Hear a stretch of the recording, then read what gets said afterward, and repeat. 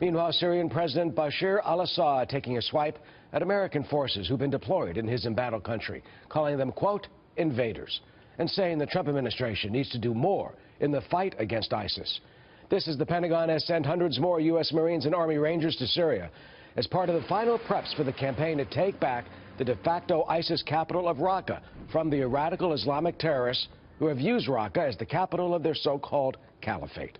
You know, about 1,000 special ops there are on the ground. What will happen? Ambassador John Bolton joins us, former U.S. Ambassador to the United Nations, Fox News contributor, senior fellow at the American Enterprise Institute, and chairman of the Gatestone Institute here in New York. Ambassador, the Army Rangers in Manbij, Syria, that's in northern Syria, are now flying the Stars and Stripes. Does this open up a new fight and front against ISIS that will succeed, or does it put a target on our backs?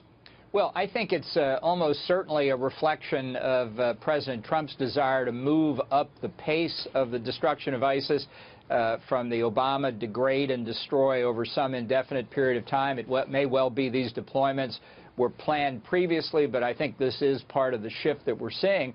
And I think what Assad is doing is twofold. Number one, he's laying down the marker by calling Americans invaders, that he thinks their presence in Syria is illegitimate. You know, invasion is usually considered to be an act of war. So it leaves his options open in the event that American forces come under fire by Syrian troops, by Hezbollah, by Russian aircraft, by who knows what. But second, I think it's also a way of trying to get the United States to find a way to accommodate him so there's not an artificial clash, and thus bolster his regime. I think this would be a huge mistake.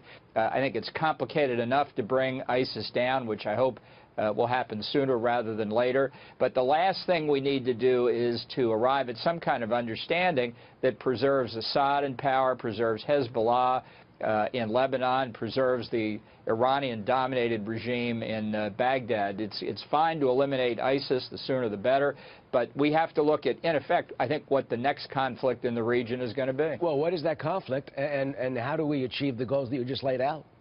Well, I think actually the second conflict, if I can call it that, is already underway. It is a struggle for hegemony in the region between a coalition on the one side led by Iran with the Baghdad government, which sadly they substantially dominate, the Assad regime in Syria, Hezbollah, and Russia as a key component, versus a motley collection including Israel and the Arab oil-producing monarchies on the Arabian Peninsula, Jordan, Egypt, and others.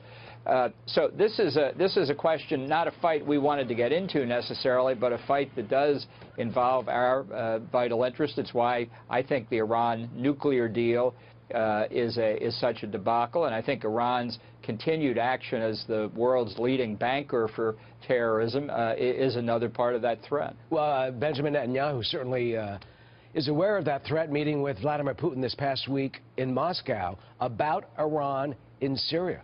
You know, so what do we do? I mean, Russia, they're expanding their base in Syria, their naval base, and they're just growing, taking more of it over, and getting stronger. Well, and they've built entirely from scratch during the Obama administration a significant air base at Latakia.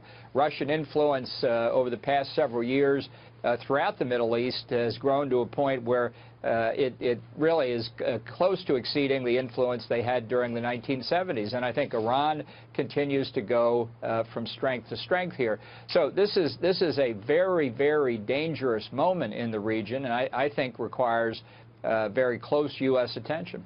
Do we need more troops on the ground? Do we need less? And will these objectives be achieved, or are we just going to give it over and remain with Assad and more Russian power?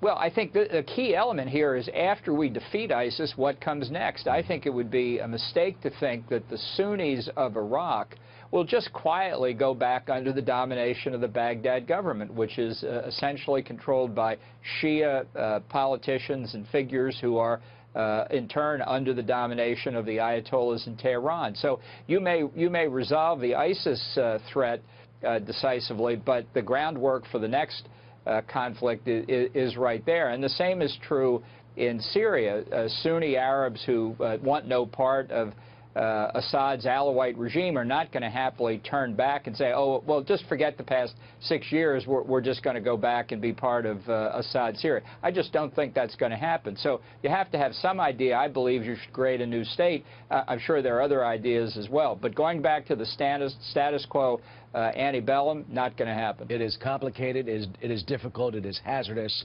And Godspeed to our men and women who are on the ground. Absolutely. John Bolton, thank you. Thank you, Eric.